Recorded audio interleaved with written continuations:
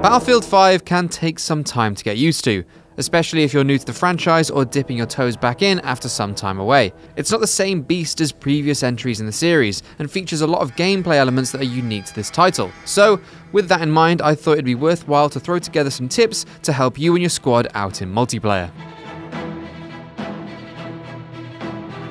I went into depth on this point in my previous Battlefield 5 video, Death of the Lone Wolf, but in Battlefield 5 it's even more important than ever to stick with your team. Each person has a role to fill and something to offer the team beyond just racking up kills and trying to shoot down aircraft. Assaults are going to be best at toppling fortifications and stopping vehicles with their suite of explosives.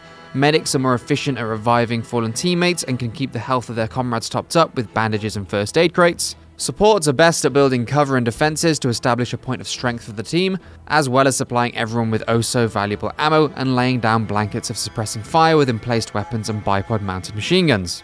And recons can do more than just take the heads off advancing enemies with a rifle. Since the changes in the spotting mechanic in Battlefield 5, their spotting scope and flares are now a hugely valuable tool to provide the squad with actionable intelligence on enemy player locations. And a sneakily placed spawn beacon can also allow a squad to keep up a strong flanking attack or provide a fallback point when the squad is down. Remember, the way to win Battlefield games is to PTFO, play the f***ing objective. And while sticking alongside your team and working as a cohesive unit might not give you the best chance to get those sick 300-meter headshots from one end of the map to the other, it will keep you in the thick of battle, and more importantly, give you the best chance to win the game. An extra bonus to this is that you'll be earning additional requisition points. Work together and you'll be launching those V2s in no time. If you've played Battlefield 5, you'll know the familiar sting of seeing a medic or squad member close to you and screaming out for a revive, only to be greeted with a respawn screen instead. Now, this isn't to defend those absent-minded medics whose adrenaline syringes seem to be about as useful as a chocolate teapot, since they never bloody take them out of their bag, but more to encourage thoughtfulness when it comes to picking up your pals. If there's a higher chance of you getting shot during the revive rather than actually saving someone, then as morbid as it is, it might be best to leave your comrade to their fate. Use your time to distribute bandages, throw down some smokes, build a barricade, or even pick someone else up instead. If you're dead set on getting someone up though, you can notify them of your intent by hitting your mark button on their distraught, flailing form. But bear in mind, if your buddy just got domed by a sniper and they're out in the open, maybe don't rush to revive them. If someone is screaming for help and machine gun fire is already cracking into the cover you're hiding behind, it might be wise to stay put. We all want to play the hero and save our mates, but if a revive attempt will get you killed, it's not worth it. Wait out the seconds, let them respawn on you, and then take the fight together. It'll save respawn tickets and a lot of time hammering the spawn button. There'll be some moments in Battlefield 5 where you unlock a weapon and the first time you use it, it'll have the handling of an upset fish. Don't be dissuaded by this, your experience with the weapon will improve as you use it more. I've seen people dismiss great weapons in the game because, admittedly, they're a bit pants when you first get them. But after a few rounds and a handful of kills, you'll start to unlock specializations with them, which changes how they feel and how effective they are. Put some thought into the weapons and your playstyle. If you prefer to stand and shoot, then you can make your weapon work better in those scenarios. If, like me, you're a bit of a run and gun player, then you can make sure your weapon is more responsive in quicker close combat. Medics, you can make your bullet hose SMGs perform better at hip firing. My point is, don't dismiss that sexy new unlock because the first few rounds. Let your new rifle grow on you and develop and unlock some more specializations before giving in and going back to the Sturmgewehr.